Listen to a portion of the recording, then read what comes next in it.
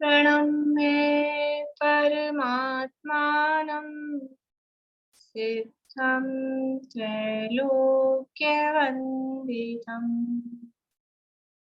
स्वाभाविक चिदानन्द स्वरूपं निर्मलाव्ययम् शुद्ध जीवादिद्रव्याणां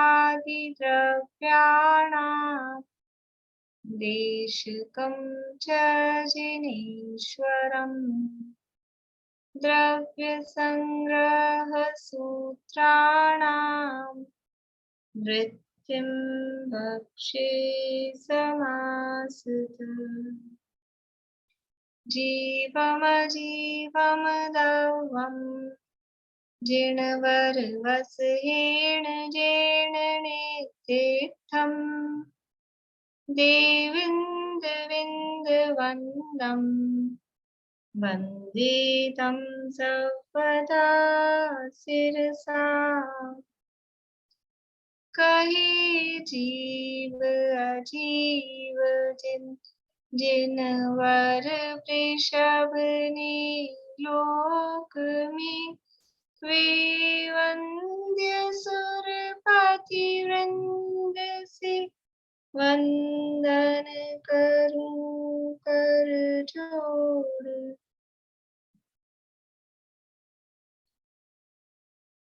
बोलिए सुनीता आंटी। सुना दे गाथा। खुद बोलते रहते हैं तो गलती रिवाइज होते रहता है फिर। हाँ, वही खुद तो बिना देखे बोलते रहते हैं ना, तो पकड़ में नहीं आती। ठीक बात है।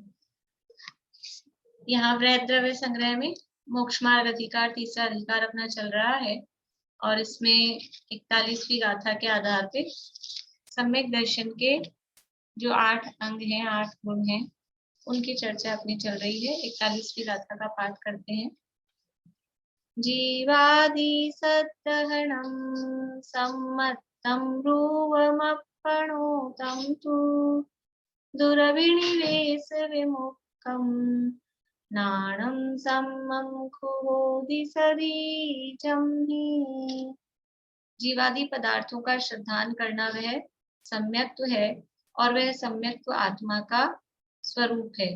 और इस सम्यक्त्व के होने पर ज्ञान है वो विपरीत अभिप्राय से रहित, विपरीत दुरभिनिवेश, विपरीत अभिनिवेश, विपरीत अभिप्राय से रहित सम्यक ज्ञान हो जाता है। इसके अंतर्गत 8 अंगों की चर्चा अपनी चल रही है और अब निशंकित, निकांक्षित, निर्विचिकित्सा, अमूढ़ दृष्टि, उपगूहन, स्थितिकरण 6 की चर्चा तो पूरी हुई है। वात्सल्य नाम की अंगों की चर्चा चल रही है और ये अपन रत्न शब्दाचार के आधार से देख ही रहे हैं और ये 8 ही अंगों की चर्चा ये पूरे हो जाएंगे तो अपन थोड़ी सी देर में समय सार में निर्जा अधिकार में भी मूल गाथाओं में गाथाएं दी हैं इन 8 अंगों के लिए कुंकुंदाचार्य देव ने और उसकी टीका मृचंदाचार्य देव ने लिखी है। वहां पे भी वही बात है, निश्चय की मुख्यता से है लेकिन प्रकरण वही है, तो एक बार अपन उसको भी देख लेंगे। अभी यहाँ अपन चर्चा कर रहे हैं वात्सल्य अंग की। वात्सल्य नाम का 7वां अंग कहते हैं। पेज नंबर 200 है वृहद द्रव्य संग्रह में। बाह्य और अभ्यंतर रत्नत्रय के धारक ऐसे चतुर्विध संघ के प्रति गाय को बछड़े के प्रति होता है उस प्रकार, अथवा इंद्रिय विषय के निमित्त पुत्र स्त्री स्वर्ण आदि के प्रति स्नेह होता है उस प्रकार, जो स्वाभाविक स्नेह होना उसे व्यवहार से वात्सल्य गुण कहते हैं। व्यवहार वात्सल्य क्या है कि बाह्य और अभ्यंतर रत्नत्रय के धारक चतुर्विध संघ के प्रति, अभी ये बीच की बातें छोड़ दें अपन, चतुर्विध संघ के प्रति आगे पहुंच जाए, जो स्वाभाविक स्नेह होना या जो स्वाभाविक स्नेह होता है उसे व्यवहार से वात्सल्य गुण कहते हैं। जो रत्नत्रय के धारी हैं, और रत्नत्रय कैसा, बाहर से बाहरी रत्नत्रय भी, अंतरंग रत्नत्रय भी। पीछे भेदा भेद रत्नत्रय कहा था, भेदा भेद रत्नत्रय कहो, बाह्य अभ्यंतर रत्नत्रय कहो, एक ही बात है। तो जो रत्नत्रय के धारी हैं, व्यवहार रत्नत्रय, निश्चय रत्नत्रय, दोनों रत्नत्रय के जो धारी हैं, ऐसे चतुर्विध संघ के प्रति कोई मुनिराज हैं, आरिका हैं, शावक हैं, शाविका हैं, उनके प्रति जो स्वाभाविक स्नेह है, यानी वो धर्म और धार्मिक, धर्म के प्रति और धार्मिकों के प्रति जो स्वाभाविक स्नेह अपने आप ही होता है, वो स्वाभाविक स्नेह के लिए दो उदाहरण दिए। किस प्रकार का स्वाभाविक स्नेह? तो गाय को अपने बछड़े से होता है, सिखाना पड़ता है कि ये भी तुम्हारा बछड़ा है, अब इसको तुम स्नेह करो, स्वाभाविक होता है। कैसा स्नेह होता है कि जब वो बछड़े का जन्म होता है, क्योंकि गर्भ जन्म है, ये जो गाय वगैरह पालतू पशु होते हैं, और वो एक उसमें जो थैली में लिपटा हुआ होता है गर्भ जन्म में जो बच्चा होता है, तो वो यानी वो जो थैली से जब वो निकलता है तो वो खून वगैरह गंदगी सब लगा होता है उस पे, तो अपने यहाँ तो सब सफाई कर देते हैं, दूसरे लोग कर देते हैं। अब वो तिर्यंचों की कौन करे, और वो भी अगर पेट है, पालतू है, तो चलो उसका जो भी है मालिक, जो भी उसके देखता है वो कर दे। लेकिन ऐसे कहीं जंगल में कहीं भी ऐसे जब उनके बछड़े का जन्म होता है तो कौन साफ करता है उसको? तो वो गाय अपनी जीभ, गाय के पास कोई दूसरे हाथ वाथ तो है नहीं, तो अपनी जीभ से चाट चाट के उसकी गंदगी को साफ करती है। ये स्वाभाविक स्नेह है उस बछड़े के प्रति, कि जो इतनी अशुचि चीज है, गंदगी है, और जीभ, मतलब जीभ सबसे ज्यादा, जीभ पे हर कुछ रख सकते हैं अपन, और कहीं भी कुछ भी टच हो जाए, जीभ पे हर कुछ चीज टच कर सकते हैं। तो जीभ जिसको अपन इतना मतलब पवित्र या ऐसा मानते हैं, उस जीभ से वो उसको साफ करती है। इसको कहा ये गाय की गौबच्छ प्रीति इसलिए कहा जाता है। उसको, गाय को क्या उम्मीद है कि बछड़ा बड़ा होके मेरी सेवा करेगा, मेरा नाम रोशन करेगा, कि मेरा कुल परंपरा चलाएगा। क्या होगा? वो सब बड़े होने के बाद में सब अपने अपने रास्ते, कोई कौन माँ है कौन बछड़ा है कोई कुछ पता नहीं चलता है बस। लेकिन उस समय जैसे ही बछड़े का जन्म होता है, वो स्वाभाविक स्नेह उस गाय को बछड़े के प्रति होता है, निर्वांछक होता है, कोई उसको भविष्य की कोई इच्छा कांक्षा वांछा नहीं होती। तो जैसा गाय को बछड़े के प्रति होता है, अथवा पांच इंद्रिय के विषय के निमित्त भूत पुत्र स्त्री स्वर्ण आदि के प्रति स्नेह होता है। अब ये जो हम लोगों को है, हमको स्वाभाविक स्नेह किससे है? कि जो हमारी इंद्रिय विषयों में निमित्त बनते हैं, ऐसे स्त्री पुत्र माता पिता भाई बहन, जो सगे संबंधी चेतन पदार्थ दिखाई देते हैं वो, अथवा ये जो रुपया पैसा धन दौलत स्वर्ण आदि जो कहा है, इसके प्रति ये स्वाभाविक स्नेह कौन सिखाता है? बच्चा पैदा होता है अपने मनुष्यों में भी, कौन सिखाता है कि मम्मी से प्रेम करो, कि भाई से प्रेम करो, कि घर वालों से प्रेम करो? अपने आप ही होता है जन्म से ही। और ये जो सोना चांदी रुपया पैसा हीरा जवाहरात है, अपने आप ही वो कोई चीज उसको मिल जाए, खिलौना होता है बच्चे का, तो वो अपने खिलौने से उसमें उसको अपनापन होता है, उसको स्नेह होता है। कैसे होता है? ये स्वाभाविक है। तो जैसा स्वाभाविक स्नेह या तो गाय को बछड़े से होता है उस टाइप का, या हमको जो परिवारजनों के प्रति अथवा जो अपना परिग्रह है उसके प्रति जो स्वाभाविक स्नेह होता है, वैसा ही स्नेह जो चतुर्विध संघ है, यानी जो साधर्मी है, उन साधर्मियों के प्रति ऐसा स्वाभाविक स्नेह कोई सिखाने से कि ये तुम्हारे साधर्मी हैं इनसे प्रेम करो, कह कह के नहीं, अपने आप ही अंदर से वो जो भावना उमड़ती है, उसका नाम है वात्सल्य गुण। ये वात्सल्य, ऐसे भोजन वगैरह होते हैं तो वैसे कहते हैं साधर्मी वात्सल्य भोज, ऐसा नाम देते हैं। कभी मान लीजिए शिविर वगैरह में भोजन हो, आज का साधर्मी वात्सल्य, तो ये वात्सल्य मतलब हमें साधर्मियों से अपने आप ही, हमारे घर में जवाई आते हैं, रिश्तेदार आते हैं, वो तो हमारे कोई ना कोई लगते हैं रिश्ते में, इसलिए हम उनको भोजन कराते हैं, उत्तम से उत्तम वस्तुएं खिलाते हैं। लेकिन साधर्मी वास्तव में ऐसा तो कोई संबंध नहीं है साधर्मियों से, राग वाला तो कोई संबंध नहीं है, लेकिन फिर भी एक सहज ही, क्योंकि जिस धर्म को ये हम धारण करते हैं उसी धर्म को आप धारण करते हैं, इस हिसाब से हम हमारे में अपने आप ही स्नेह होता है। जब दो लोगों की वो मिलती है ना, रुचि भी मिलती है, तो ही स्नेह उमड़ जाता है। कोई काम मैं करती हूँ और वही काम आप भी करते हो, जो काम आप करते हो वही काम मैं करती हूँ, अरे देखो अपनी पसंद कितनी मिलती है। अपनी रुचि कितनी मिलती है। तो अपने आप ही इस बात को लेके ऐसा होता है, मैंने जिस कलर के कपड़े पहने आप भी उसी कलर के कपड़े पहने और किसी शादी में अपन मिले कि देखो अपनी अपने मन कितने मिलते हैं, अपने विचार कितने मिलते हैं, आपने वही कलर पहना है, ये सोच के ही हम वात्सल्य ले आते हैं। तो जहाँ जिस धर्म को हम धारण कर रखे हैं उसी धर्म को आप धारण करते हैं, तो वो स्नेह अपने आप होता ही है। तो साधर्मियों के प्रति जो स्वाभाविक स्नेह होता है उसका नाम है वात्सल्य गुण। साधर्मियों से स्नेह क्यों होता है? हमें तो धर्म से स्नेह करना, किसी व्यक्ति से क्यों करना? साधर्मियों से स्नेह क्यों होता क्यों है? और करना चाहिए, कभी कभी ऐसी भाषा भी उपदेश के रूप में क्यों आती है? क्योंकि इसी रत्नगंज शावकाचार्य में एक श्लोक दिया है, न धर्मो धार्मिके बिना। धार्मिक व्यक्ति के बिना धर्म नहीं रह सकता है। धर्म कहाँ रहेगा? धर्म कहाँ दिखाई देगा? धर्म किसमें होगा? धर्म धार्मिक में ही। धर्म तो है वो गुण है समझ लीजिए, और वो गुण किस में रहेगा? उसके लिए कोई द्रव्य चाहिए ना, कोई वस्तु चाहिए। तो वो धार्मिक के बिना धर्म होगा किसमें? तो जो धर्म से प्रीति करते हैं उन्हें धार्मिक धर्मी जीवों से, साधर्मियों से प्रीति होती ही है। कोई ऐसा कहे मुझे धर्म से तो प्रीति है लेकिन मुझे साधर्मियों से प्रीति नहीं है, तो इसका मतलब है उसको धर्म से भी प्रीति नहीं है। जिसको धर्म से प्रीति होगी उसको साधर्मियों के प्रति सहज वात्सल्य आए बिना रहेगा नहीं। करना चाहिए, करना पड़ेगा तुम्हें, ऐसा ऐसा तो है ही नहीं, उसको वो आए बिना रहेगा ही नहीं। यदि धर्म से प्रीति है तो उस धर्म के धारक जो अन्य उसी तरह के जीव हैं, अब वो कौन हो सकता है वो साधर्मी? कि अपन अपन जैन जैन जो हैं, कि जैन जो है वो तो है ही, ठीक है, ठीक बात है। लेकिन मनुष्य गति में भी और भी जो भले ही अन्य धर्म में पैदा हुए हों लेकिन अब जैन धर्म फॉलो करते हैं, जो भी इस वस्तु स्वरूप को मानते हैं, सच्चे देवशास गुरु को मानते हैं, वो सब साधर्मी है। वो सब साधर्मी है।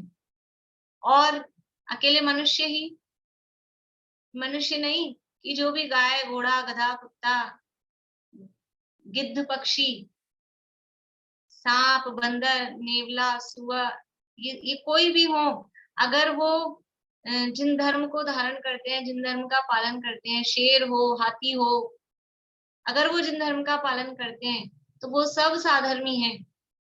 रामचंद्र जी और सीता ने वो गिद्ध पक्षी को उसको पालन पोषण किया कि नहीं? जटायु नाम सुना है ना, कहानी पता है ना जटायु की? गिद्ध था, गिद्ध। गिद्ध मतलब नॉन वेजिटेरियन वाइल्ड बर्ड, जंगली पक्षी था, और मांसाहारी होता है गिद्ध, मांसाहारी होता है। लेकिन फिर भी उसने श्रावक के व्रत ग्रहण किए, सम्यक दर्शन ग्रहण किया। तो वो सीता बिल्कुल उसका पुत्र की तरह, ऐसा लिखा है उसमें पद्म पुराण में, पुत्र की तरह उसका पालन करती थी। अब वो ऐसे देख के घबराए लोग और वैसे ही मांसाहारी तो दूर ही रहे, लेकिन उसने जैन धर्म धारण कर लिया, वो साधर्मी हो गया। शेर, शेर का जीव सम्यक दर्शन प्राप्त कर लिया और उसने भी श्रावक के व्रत ग्रहण कर लिए, किसी जीव को अब मार के नहीं खाता था, वो साधर्मी है। हाथी का जीव, इसके अलावा समझ लीजिए आदिनाथ भगवान की पूर्व भाव में जो आता है, चार थे ना, बंदर नेवला सुअर, उन्होंने उनके आहार दान की अनुमोदना की, तो वो सब साधर्मी, जो जो जिन धर्म को धारण करते हैं। अगर एक मेंढक भी है, और मेंढक भी है और वो सम्यक दृष्टि है, अभी तो अपन सम्यक दर्शन के हिसाब से बात कर रहे हैं, और ऐसा भी हो सकता है तिर्यंचों में भी सम्यक दृष्टि ना हो, लेकिन फिर भी पूर्व संस्कारवश सच्चे देवशास गुरु की भक्ति आराधना रुचि उसको हुई हो, तो भी वो साधर्मी है। जो सम्यक दृष्टि है, पंचम स्थानवर्ती है, मुनिराज है, आरिका है, वो तो है ही, उनके प्रति तो वात्सल्य है ही। लेकिन अगर सम्यक दृष्टि नहीं भी है पर बाहर में व्यवहार में सच्चे देवशास गुरु के उपासक हैं, उनके फॉलोअर हैं, उनको मानते हैं, वो सब साधर्मी है। और ऐसे साधर्मियों के प्रति स्वाभाविक रूप से स्नेह आता ही है। तो ये कैसा वात्सल्य कैसा होता है? अभी एक कहानी आती है, सच्ची कहानी हुई, मतलब दीवान अमरचंद जी की कहानी आती है, सुनी होगी आप लोगों ने। वो शेर को जलेबी खिलाई थी, वो तो प्रसिद्ध है। अभी दूसरी बता रही हूँ मैं, वात्सल्य के लिए, कि वो भी सुनी हुई होगी कि यानी दीवान थे ना, राज्य के दीवान थे, दीवान थे मतलब पोस्ट पे थे राजा की। तो निकलते थे ऐसे राज्य में कि कोई दुखी तो नहीं है, किसी को कोई कष्ट तो नहीं है। तो देखा एक बच्चा आया और किसी अच्छे सेठ, जैन सेठ के पास में, और उसने देखा बड़ी लंबी चौड़ी रुपयों की बातें कर रहे थे दो व्यक्ति। तो उसकी माँ बीमार थी, उसका भाई भूखा था, यानी कई दिनों से भूखा था, ऐसा ऐसी स्थिति थी बिल्कुल। और जैन थे वो, जैन होने पर भी ये परिस्थिति बन गई कि पिताजी का स्वर्गवास हो गया, माँ बीमार हो गई, कामकाज हो नहीं रहा था, तो कुछ खाने पीने को था नहीं। तो वो लड़का सोचा किसी से कुछ मांग के ले आता हूँ, भाई को तो कुछ खिला दूं, छोटा बच्चा है। तो वो देखा बड़े बड़े सेठ अच्छी लंबी रुपए पैसे की बातें कर रहे हैं, कुछ दे देंगे। तो उसने जाके मांगा, तो उसने कहा सेठ जी कुछ दे दो, मेरा भाई भूखा है, मैं उसको कुछ खिला सकूं। तो उन्होंने कैसे दुत्कारा उसको, अच्छा तेरी माँ के कफन के पैसे चाहिए, ऐसे बोला। तो उसको बड़ा गुस्सा आया, बोले नहीं देना तो मत दो, ऐसे क्यों कह रहे हो मेरी माँ के लिए। और फिर वो रोने लगा। तो उधर से वो अमरचंद जी दीवान गुजरे। तो वो गुजरे तो उन्होंने पूछा भाई क्यों रो रहा है बच्चा, तो उसने, बच्चे ने सारी बात बताई और उन सेठों की बताई, ऐसा ऐसा है।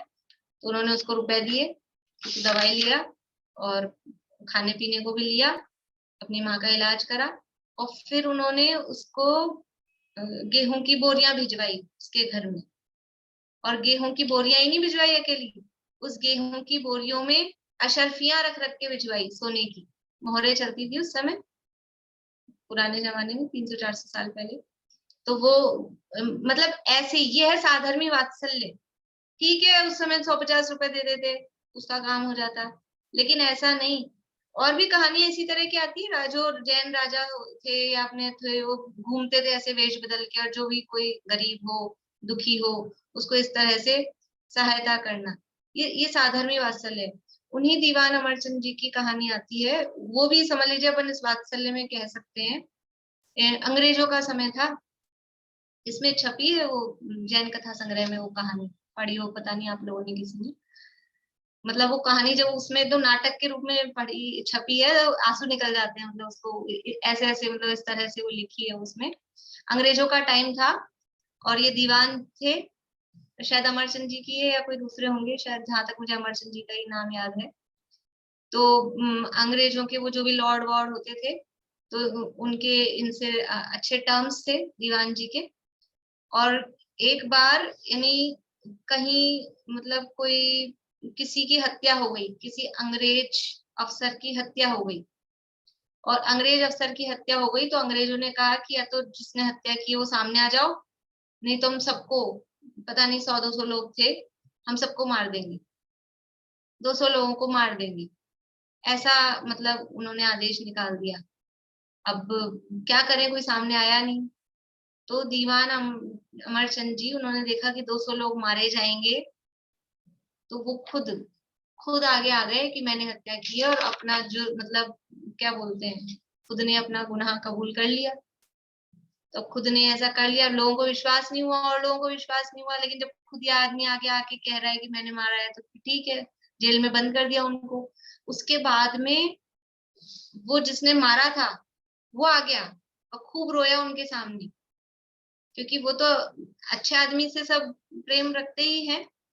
तो वो खूब रोया, लेकिन फिर उन्होंने कहा अब मैं अपना बयान बदलूंगा, तो तू भी मरेगा, मैं भी मरूंगा, और बाकी सब भी मरेंगे, अंग्रेजों को सब जानते ही हैं किस तरह के लोग होते हैं। बोले अब जो हो गया वो हो गया। तो उन्होंने अपना स्टेटमेंट बदला नहीं, और उनको फांसी देना तय हो गया कि इस टाइम पे इनको फांसी दी जाएगी। तो फांसी जिसको दी जाती है तो अंतिम इच्छा पूछी जाती है, वे आपकी अंतिम इच्छा क्या है। तो उन्होंने कहा मुझे 1 घंटे के लिए अकेला छोड़ दो, फांसी आप दे देना, 1 घंटे के लिए मुझे अकेला छोड़ दो। और 1 घंटे के लिए उन्होंने उनको अकेला छोड़ा गया, और वो ऐसे सामयिक में लीन हुए। और जब उनका दरवाजा खोला, टाइम आया फांसी का, तो यानी जीव निकल चुका था, क्या कहें, समाधि मरण किया सामयिक के काल में, जीव निकल चुका था और खाली उनका मृत शरीर वहां पड़ा था। तो ये सब ये क्या है, ये साधर्मी वात्सल्य, धर्म के प्रति। अब वो तो समझ लो देश और भी लोग होंगे उसमें, वो तो जो कहानी थी, लेकिन जैन भी थे ही बहुत सारे, और लोगों के प्रति भी, कि इस तरह का वात्सल्य का परिणाम तो सहज रूप में आता ही है, जिसके अंदर ये सम्यक दर्शन है। सम्यक दर्शन होने पर तो होता ही है, और अगर सम्यक दर्शन नहीं भी है, मिथ्यात्व की दशा है, और अगर सम्यक दर्शन प्राप्त करना चाहता है, तो अगर साधर्मियों के प्रति वात्सल्य नहीं है, आठों ही अंग अगर बाहर में नहीं है, तो वो सम्यक दर्शन प्रकट नहीं हो सकता है। पहले ये गुण व्यवहार रूप में होने चाहिए, तब जाके वो भाव भूमि विशुद्धि से कहते हैं ना, लब्धि, विशुद्धि तब बनेगी। अगर कठोर हृदय है, किसी के प्रति दया नहीं है, इस तरह के परिणाम नहीं है, जिन्हें भगवान के वचनों में शंका है, तो कहाँ विशुद्धि बनेगी, कहाँ उसको सम्यक दर्शन की प्राप्ति है। ऐसा ये व्यवहार वात्सल्य गुण है। निश्चय से वात्सल्य क्या है, अभी वो तो आगे बताएंगे। पहले यहाँ पे कहानी, जो पहली कहानी है उस वात्सल्य के अंग में, वो प्रसिद्ध है, रक्षाबंधन की जो कथा है विष्णु कुमार मुनिराज की, वो तो सबको मालूम ही है। यहाँ से पढ़ देती हूँ जितनी यहाँ लिखी है, बाकी तो सबको पता ही है। उसके बाद में जो सिंगोदर राजा वाली है वो अपन चर्चा करेंगे। देखिए,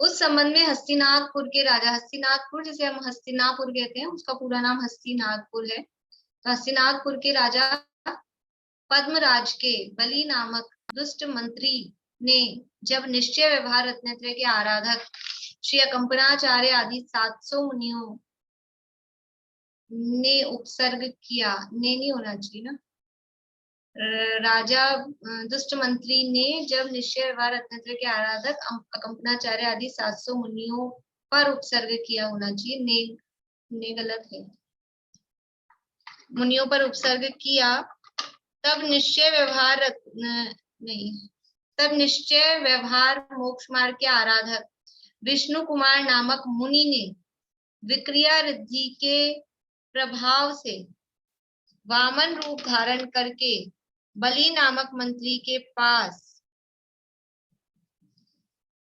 3 डग भूमि मांगकर एक पैर मेरु पर्वत के शिखर पर रखा, दूसरा मनुष्योत्तर पर्वत पर रखा, और तीसरा पग रखने का स्थान खाली नहीं है, ऐसा कहकर वचन के छल से मुनियों के वात्सल्य के निमित्त बलि नामक मंत्री को बांधा।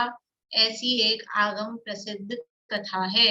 ये प्रसिद्ध कथा है, सबको ही, यानी अपने समझ लीजिए जैनों में, स्वाध्यायियों में तो प्रसिद्ध है ही, कि रक्षाबंधन की कथा के नाम से कि कंपनाचार्य आदि 700 मुनिराजों पर उपसर्ग हुआ, और विष्णु कुमार मुनिराज स्वयं मुनि थे, उपसर्ग हो रहा है मुनिराजों पर, और दूर कौन कर रहा है, वात्सल्य गुण किसमें प्रकट हो रहा है, वो स्वयं भी मुनि है। तो मुनिराजों को भी इस तरह का भाव वात्सल्य का वो आ सकता है, आया, लेकिन उस दशा में रहकर वो काम नहीं हो सकता था। तो लेकिन वो वात्सल्य इतना मतलब बढ़ चढ़ के चढ़ गया, समझ लो। एक तो सामान्य रूप से भी हो जाता है, नहीं आता विकल्प, लेकिन उनका विकल्प इतना तीव्र हुआ कि वो मुनि पद छोड़कर भी, और वामन का रूप धारण करके, ब्राह्मण और बौना ब्राह्मण ऐसा रूप धारण करके, और फिर वो बलि से 3 पैर भूमि मांगी, और फिर कहानी लिखी है। तो उस बलि को बांधा, मुनिराजू का उपसर्ग दूर किया। तो ये कथा, ये वात्सल्य अंग में विष्णु कुमार मुनिराज की कथा प्रसिद्ध है, वो है ही। दूसरी एक वात्सल्य की कथा, अब दूसरी बता रहे हैं। कथाएं तो बहुत सारी निकल के आएंगी, जितनी मतलब देखेंगे, लेकिन अभी यहाँ दूसरी और एक और बता रहे हैं। दशपुर नगर के वज्रकर्ण नामक राजा की, ये है पद्म पुराण में से ये कहानी। वज्रकर्ण नाम का राजा था, ये रामायण में प्रसिद्ध है, मतलब ये कहानी रामायण में प्रसिद्ध है। उज्जैनी के राजा सिंहोदर ने, यह वज्रकर्ण जैन है और मुझे नमस्कार नहीं करता है, ऐसा जानकर दशरथपुर नगर को घेरा डालकर घोर उपसर्ग किया। तब भेदाभेद रत्नत्रय की भावना जिनको प्रिय थी, ऐसे रामचंद्र ने वज्रकर्ण के प्रति वात्सल्य के निमित्त सिंहोदर को बांधा। यह वात्सल्य कथा रामायण में प्रसिद्ध है। देखिए कथा क्या थी कि राजा था वज्रकर्ण, वज्रकर्ण नाम का राजा था, और पहले तो ये बहुत दुष्ट था, और धार्मिक भी नहीं था, धर्म के प्रति कोई उसको लगाव भी नहीं था। पर एक बार ये जंगल में जा रहा था और एक मुनिराज दिखे, और मुनिराज दिखे तो उसको कुछ समझ लो विशुद्धि उत्पन्न हुई। मुनिराज को नमस्कार किया, कुछ उपदेश मिला, तो उसने मुनिराज के सामने मतलब धर्म धारण किया उसने, और मुनिराज के सामने ये प्रतिज्ञा ले ली कि मैं केवल देवशास गुरु के अलावा अन्य किसी को भी नमस्कार नहीं करूंगा। ये उसने प्रतिज्ञा ले ली। अब वो जो राजा था वो तो था छोटा, और वो किसके अंडर में था, वो था राजा सिंहोदर के अंडर में, वो बड़ा राजा था। अब इसके अंडर में था तो इस बड़े राजा को नमस्कार करना ही पड़ेगा। अब क्या करे, मैं तो प्रतिज्ञा लिया आया मुनिराज के सामने। ये जो कहानी है ना, ये अभी आएगी 8वें अधिकार में, मोक्षांग प्रकाशक में, कि इस तरह की प्रतिज्ञाएं भी ये सब अज्ञानता पूर्वक की है। मतलब ये ऐसी प्रतिज्ञाएं कि अब राजा मतलब देवशास गुरु के अलावा किसी को नमस्कार नहीं करूंगा, माता पिता को करेगा कि नहीं, तो वो हाँ धर्म बुद्धि से थोड़ी ना कर रहा है। तो राजा को भी नमस्कार कर सकता है, उसमें कोई धर्म बुद्धि नहीं है। कोई सम्यक दृष्टि हो, साधारण पुरुष हो, और राजा हो मिथ्या दृष्टि, तो राजा को नमस्कार करना ही लोक नीति है। इसमें कोई मतलब पाप हो जाएगा ऐसा नहीं है। धर्म बुद्धि से किसी को नमस्कार करें, देव मानकर, शास्त्र मानकर, गुरु मानकर, तो दोष होता है। लेकिन ठीक है, उसने प्रतिज्ञा ले ली थी तो अब क्या करे।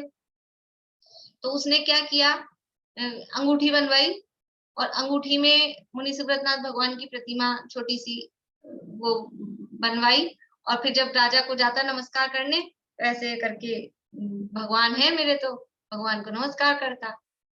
अब ऐसे तो अंगूठी में प्रतिमा पहनना, वो कहीं पूज्यता भी नहीं रहेगी, अंगूठी हाथ तो सब जगह मतलब ऐसा है। लेकिन फिर भी अभी एक अपने बड़े मंदिर में, ये जो है ना टोडामल जी वाला मंदिर जयपुर में, वहां एक इतनी सी है अंगूठी में प्रतिमा, यानी चलती होगी उस समय ऐसा। तो वो उसने ये किया। अब वो जो सिंहोदर राजा था, किसी ने उसकी मतलब उसको इसकी शिकायत कर दी वज्रकर्ण की, कि आपको नमस्कार नहीं करता है, ये तो हम भगवान को नमस्कार करता है, ये आपको मतलब ये मायाचारी करता है ये आपके साथ में। तो अब वो सिंहोदर राजा गुस्सा आ गया, उसको अपना अपमान लगा कि ये तो मेरा अपमान हो गया। तो उसने कहा मैं इसको मारूंगा। और ये सब उसने डिसाइड करके, अब इसको वज्रकर्ण को मालूम नहीं कि अभी अंदर इसको किसी ने भड़का दिया है और क्या। वो तो रोज आता था, मिलता था आराम से, ठीक है बात करता था, उसको नमस्कार वगैरह करता था। तो सिंहोदर राजा ने उस वज्रकर्ण को मारने के उद्देश्य से उसको बुलवाया। तो वज्रकर्ण जा रहा था आराम से, कि वज्रकर्ण को पता नहीं मुझे मारने के लिए बुलाया। तो रास्ते में किसी ने उस वज्रकर्ण को सावधान कर दिया कि तुमको वो बुलाया है, लेकिन तुमको मारने के लिए बुलाया है, तुम उसके पास मत जाओ। तो पहले तो उसको विश्वास नहीं हुआ, फिर उसने कुछ बताया कि मैंने अपने कानों से सुना है सारी बात, वो था चोर जो बताने वाला, और तुम क्योंकि श्रावक बन गए हो, तुम मेरे साधर्मी हो, इसलिए मुझे ऐसा लग रहा है कि भी तुमको बता दूं। तो फिर उसको विश्वास हो गया वज्रकर्ण को, और फिर वज्रकर्ण जाके अपने महल में छुप गया। उधर से सिंगोधर की फिर सेना आई, और उसका जो महल था वज्रकर्ण का, वो बहुत मजबूत था, पक्का था, मतलब समझ लो उसको कोई तोड़ नहीं सकता था।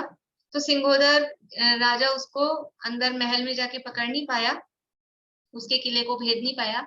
लेकिन उसने क्या किया, अपना गुस्सा निकालने के लिए बाहर जो उसका गांव था, जो भी उसका एरिया था, वो सब जला दिया, बाहर का एरिया सारा, तो वो सब जल गया। तो इधर से अब वो जो राम लक्ष्मण सीता थे ना, वनवास के लिए निकले थे, वो राम लक्ष्मण सीता इधर इस जो जला हुआ एरिया था ना, वहां से गुजरे। तो वो ऐसा दशा देख के, ये कैसा उजड़ा उजड़ा सा एरिया है, उनको आश्चर्य हुआ। फिर वहां से एक आदमी निकल रहा था, तो उस आदमी से पूछा भी ऐसा क्यों हो गया है, तो उसने सारी घटना बताई। और अब मैं यहाँ अपना, मैं तो यहाँ से घर छोड़ के भाग गया था, अब ये जल के आग बंद हो गई है, तो मैं कुछ बटोरने आया हूँ कि कुछ मिल जाए बचा कुचा। तो फिर क्या हुआ कि वो लोग वहां रुके। अब ये तो वनवास में थे, तो लक्ष्मण जा जाके जगह जगह कहीं नगर में जाके खाने पीने की व्यवस्था करता था। तो वो जो वज्रकर्ण का जो दुर्ग था, उसका जो किला था, वहां पे जाके लक्ष्मण अंदर जाने लगा, तो वज्रकर्ण के लोगों ने उनको अंदर नहीं आने दिया, क्योंकि अनजान आदमी है, पता नहीं कोई सिंगोदर का आदमी हो, फिर अपने को मारे पीटे कुछ भी करे। तो उधर वज्रकर्ण को पता लगा, सीसीटीवी कैमरा लगे होंगे, मालूम नहीं कुछ भी उसको मालूम पड़ा कि कोई व्यक्ति आया है, भोजन की याचना कर रहा है और ये आदमी इनको अंदर नहीं आने दे रहे हैं। तो उन्होंने अपने पहरेदारों को डांट लगाई और उनको अंदर में बुलाया। और लक्ष्मण ने कहा मेरे भैया भाभी भी हैं, तो उन्होंने पूरी भोजन सामग्री की व्यवस्था करी, उनको भोजन कराया। तो रामचंद्र जी प्रसन्न हुए कि ये मतलब ऐसी स्थिति में है अभी कि इस पे आक्रमण हो सकता है, फिर भी इसने साधर्मियों को भोजन वगैरह कराई, वात्सल्य दिखाया। तो रामचंद्र जी को फिर ये आया भाव कि इसको अपन सिंगोदर से छुड़ाएं, मुक्त कराएं। तो लक्ष्मण को कहा कि तुम तो बलवान हो और सिंगोदर को जाके डांटो, फटकारो, धमकाओ, कुछ भी करो और इनमें आपस में सुलह कराओ। तो लक्ष्मण वहां गए, सिंगोदर से फिर युद्ध किया और सिंगोदर को जीत लिया। लक्ष्मण तो नारायण थे, तो सिंगोदर को बांध के लिया है रामचंद्र जी के पास। फिर वापस उन दोनों की सुलह कराई, दोनों का राज्य बांट दिया और फिर दोनों ने, वज्रकर्ण ने भी और सिंगोदर ने भी, अपनी अपनी पुत्रियों की शादियां लक्ष्मण के साथ में की। तो मतलब ये कहानी ये है, यहाँ जो कहानी की ना, ये क्यों किया रामचंद्र जी ने, कि वो वात्सल्य के प्रति, उन्होंने वात्सल्य दिखाया तो इनको भी आया कि अब ये परेशान हो रहा है, अपना साधर्मी है और ये ऐसे डर के कब तक अंदर बैठा रहेगा। तो वात्सल्य के कारण उन्होंने उन दोनों, और खुद सामर्थ्यशाली थे, तो दोनों में सुलह कराई। ये कहानी यहाँ पर ये दी गई है। इस तरह से ये वात्सल्य कथा रामायण में प्रसिद्ध है। अब निश्चय से वात्सल्य क्या है? निश्चय वात्सल्य तो उसी व्यवहार वात्सल्य गुण के सहकारी पने से, देखिए ये लाइन सब जगह आ रही है, जितने भी गुणों की चर्चा अपन पढ़ रहे हैं। निश्चय जो धर्म है, निश्चय जो गुण है, वो व्यवहार गुण के सहकारी पने से, यानी व्यवहार, पहला वो व्यवहार है और उसके निमित्त से, यानी व्यवहार ही नहीं होगा तो फिर निश्चय, मतलब बाहर में ही आपके वात्सल्य नहीं है तो अंदर कहाँ से होगा? अंदर होगा तो बाहर में होगा ही होगा, लेकिन अंदर होने के लिए भी पहले बाहर में भूमिका के अनुसार यथा योग्य वो गुण होना ही चाहिए। निश्चय वात्सल्य तो उसी व्यवहार वात्सल्य गुण के सहकारी पने से धर्म में दृढ़ता होने पर मिथ्यात्व रागादि समस्त शुभाशुभ बहिर्भावों में प्रीति छोड़कर रागादि विकल्पोपाधि रहित परम स्वास्थ्य के संवेदन से उत्पन्न सदानंद नित्यानंद जिसका एक लक्षण है, ऐसे सुखामृत के रसास्वाद में प्रीति करना ही है। निश्चय से वात्सल्य क्या है कि किसमें प्रीति, वात्सल्य मतलब प्रीति करना। किसमें प्रीति करना? व्यवहार में तो साधर्मियों में प्रीति करना, वो व्यवहार वात्सल्य है। निश्चय से अपना धर्मी कौन है? देखो, धर्मी में प्रीति करना वात्सल्य का अर्थ है। वात्सल्य का भाव क्या है? धर्मी में प्रीति करना, वो वात्सल्य है। तो व्यवहार से धर्मी कौन है? कि जो हमारे समान धर्म के धारक हैं, वो व्यवहार से धर्मी है, उनमें प्रीति करना, वो व्यवहार से वात्सल्य हुआ। निश्चय से धर्मी कौन है? निश्चय से धर्मी कौन है? कि जो अनंत धर्म, अनंत गुणों का धारक, ऐसा जो अपना शुद्धात्मा है, वो निश्चय से धर्मी है। धर्मी मतलब जो धर्म को धारण करे वो धर्मी। तो जो व्यवहार, जिन धर्म को धारण कर रखा है वो व्यवहार धर्मी, और जो निश्चय से अनंत गुण धर्मों को जिसने धारण कर रखा है, अनंत गुण धर्म जिसमें है, ऐसा अपना शुद्धात्मा, वो निश्चय से धर्मी। तो निश्चय से उस अपने शुद्धात्मा में प्रीति होना, वो वास्तव में निश्चय से वात्सल्य गुण है। तो निश्चय वात्सल्य क्या है कि सुखामृत के रसास्वाद में प्रीति करना। तो सुखामृत का रसास्वाद कहाँ से आएगा? अपनी आत्मा के अनुभव से, अपनी आत्मा के आनंद से। देखिए उल्टा चलते हैं अपन, पीछे से पढ़ते हैं कि सुखामृत के रसास्वाद में प्रीति करना ही निश्चय से वात्सल्य है। अब ये सुखामृत का जो है उसका लक्षण क्या है? कि उसका लक्षण है सदानंद, हमेशा आनंद रूप रहना, वो ही मेरे सुख का लक्षण है। और ये जो नित्य आनंद, सदा आनंद है, वो उत्पन्न कैसे होता है? वो होता है परम स्वास्थ्य के संवेदन से। स्वास्थ्य किसका नाम? स्वास्थ्य, आपका स्वास्थ्य कैसा है मीना चाची? स्वास्थ्य कैसा है आपका? ये बढ़िया है। हम स्वास्थ्य किसको समझते हैं कि हमारे शरीर की जो धातुएं उपधातुएं हैं वो अपने में स्थित रहें, स्थिर स्थिर नामकर्म है ना, धातु उपधातु वो बराबर बैलेंस में रहे तो स्वस्थ है। अरे वो तो जड़ पुद्गल है, वो मैं कहाँ हूँ? मेरा स्वास्थ्य पूछा जा रहा है। अगर मैं अपने में हूँ, मैं हूँ अपने में स्वयं पूर्ण और मैं उस अपने स्वयं पूर्ण में स्थित हूँ तो मेरा स्वास्थ्य ठीक है। और अगर मैं अपने में स्थित नहीं हूँ तो स्वास्थ्य गड़बड़ है। जितने भी मिथ्यादृष्टि जीव हैं वो अपने में स्थित नहीं है, इसलिए सबका स्वास्थ्य गड़बड़ है, हाजमा खराब है, सबका सबका स्वास्थ्य गड़बड़ है। स्वास्थ्य क्या है कि अपने में स्थित होना। तो ऐसा परम स्वास्थ्य अपने में स्थित होकर यानी अपनी आत्मा में जो स्थिति है उसके संवेदन से उत्पन्न सदानंद, अपनी आत्मा के आश्रय से जो आनंद उत्पन्न हुआ है वो आनंद जिसका लक्षण है, ऐसे सुख रूपी अमृत के रसा स्वाद में प्रीति करना वो निश्चय से वात्सल्य है।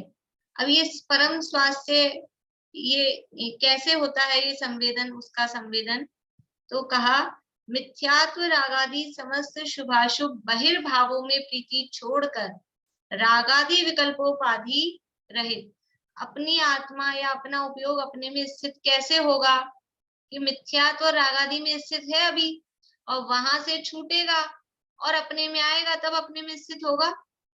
एक जगह कहीं बैठे हैं तो दूसरी जगह नहीं है, कुर्सी पे बैठे हैं तो समझ लीजिए पलंग पे नहीं है, तो पलंग पे जाने के लिए पहले यहाँ से उठना पड़ेगा ना।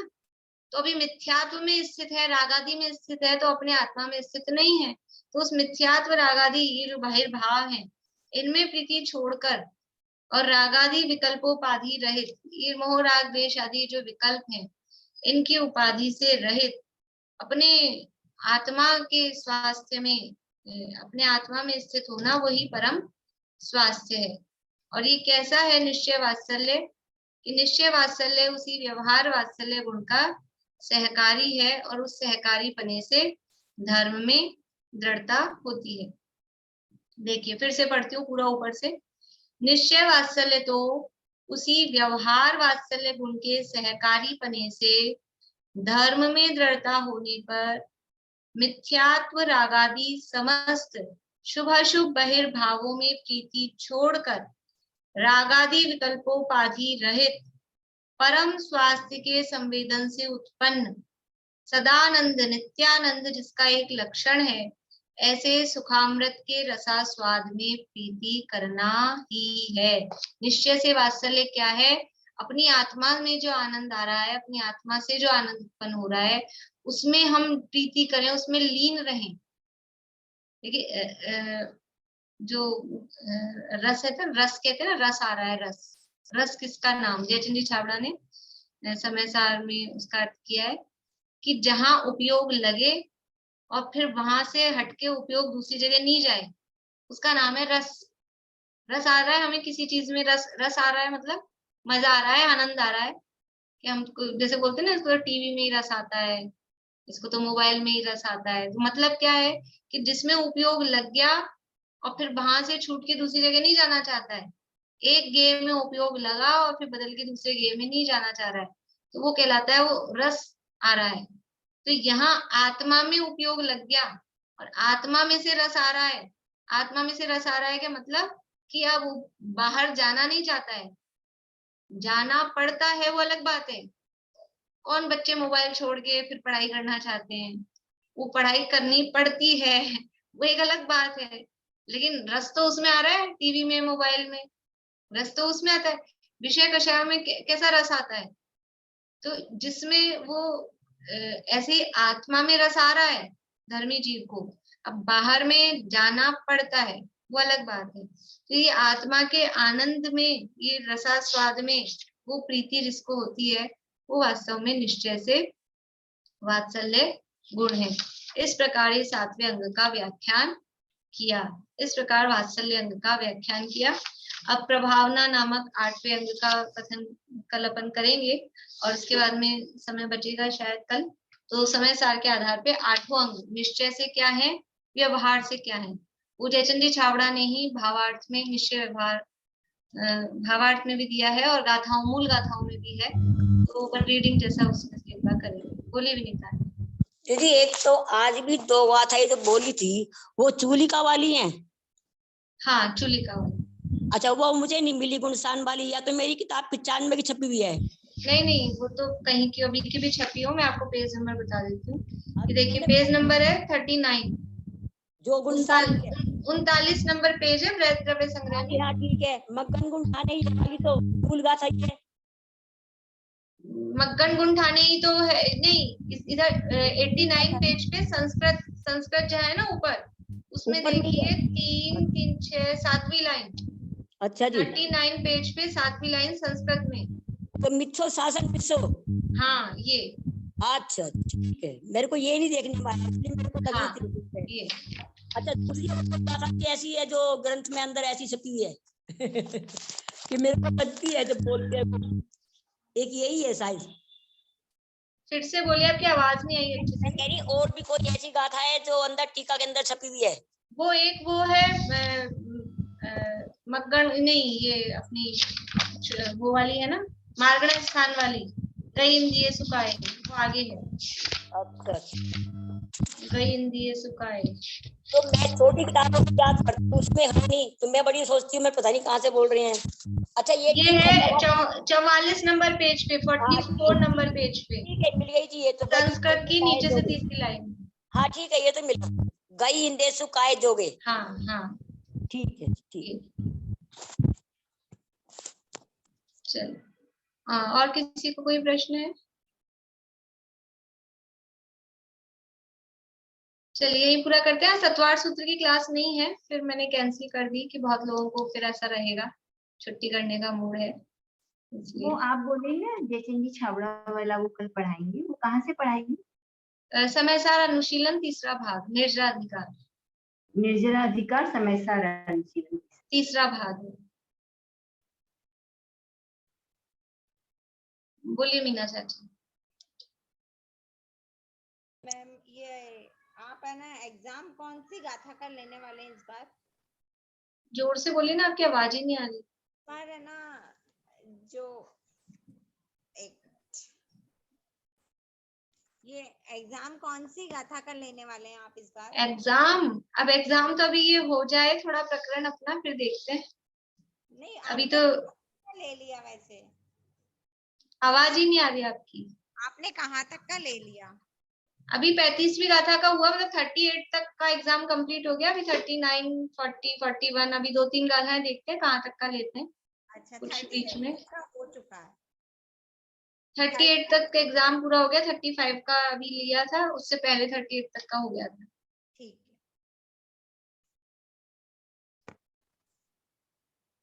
चलिए जिनवाणी स्तुति अपन करते हैं।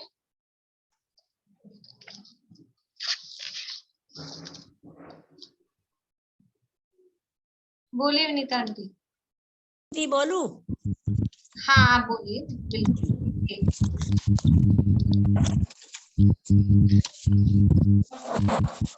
जोगे धरे रहे जोग सुभिन्न, अनंत गुणातम केवल ज्ञानी, तासु हृदय द्रह सोनी किसी, सरिता सम श्रुति सिंधु समानी, याते अनंत नयातम लक्षण, सत्य स्वरूप सिद्धांत बखानी, बुद्धि लखे न लखे दूर बुद्धि, सदा जग माही जगे जिन वाणी।